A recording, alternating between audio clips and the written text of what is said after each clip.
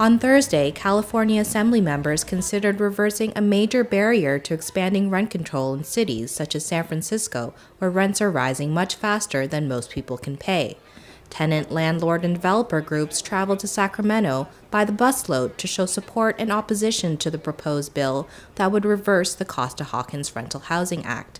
Among the estimated 1,000 people who appeared for public comments was Beverly Roberts from Los Angeles. I'm a landlord, a small landlord, but I don't believe in gouging rents. That's the reason why I'm so avid about repealing Costa-Hawkins. The Assembly's Housing and Community Development Committee considered AB 1506, put forward by Assemblymember Richard Bloom of Santa Monica, to repeal Costa-Hawkins. In cities that have rent control laws in place, the state law prohibits rent control on single-family homes and condos. It also prohibits rent control on any new buildings built after 1995, or it goes back further, such as 1979 in the case of San Francisco.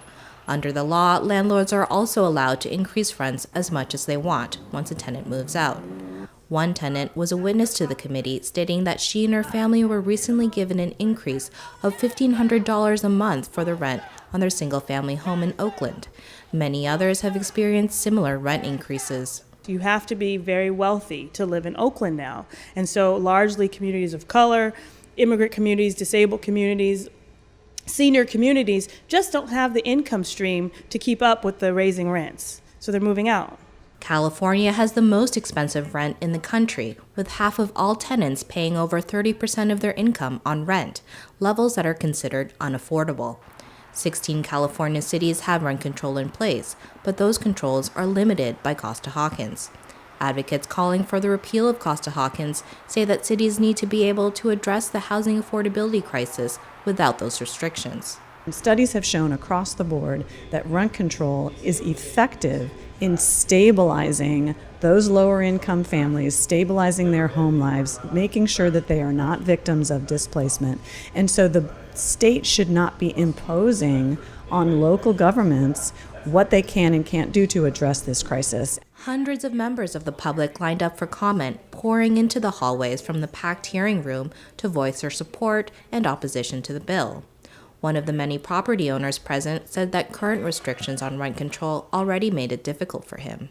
In addition to the costs going up faster than our income is going up, the government is mandating that we do certain things like earthquake retrofit. Under current rent control laws, landlords can raise rents to pay for capital repairs and operating expenses. Courts have determined that landlords are entitled to a fair and reasonable rate of return. While stability of residents and communities was top of mind for the rent control advocates, maintaining the current business climate for developers and owners was most important for those who wanted Costa-Hawkins to stay in place. Some Assembly members were seeking more of a middle ground and not a full repeal. The Senior Vice President, Public Affairs for the California Apartment Association was a witness against the bill.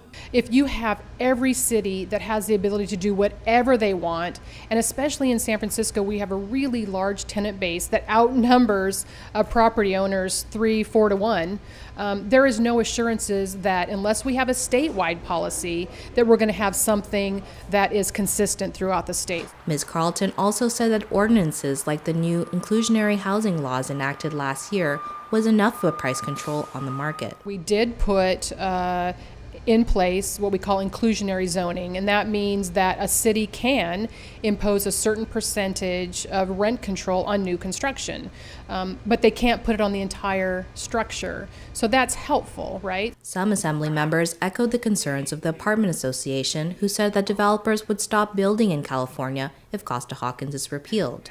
Ms. Regan disputes this idea. But what I constantly hear from owners who are opposed to rent control is that it's just a question of supply and demand. If we build, that will solve the affordable housing crisis. We already know that's not the case because we have the construction is happening at a rate never seen before in Los Angeles. And that hasn't solved the problem because market rate housing, we have a vacancy rate in downtown Los Angeles of 12%. We have huge multifamily residential rental buildings that are sitting empty because the rents are too high and landlords aren't willing to lower them. The bill needed 4 votes to get out of the Housing Committee. When only 3 Assembly members voted yes, the crowd immediately erupted in frustration. So at this time, AB 1506 fails passage today.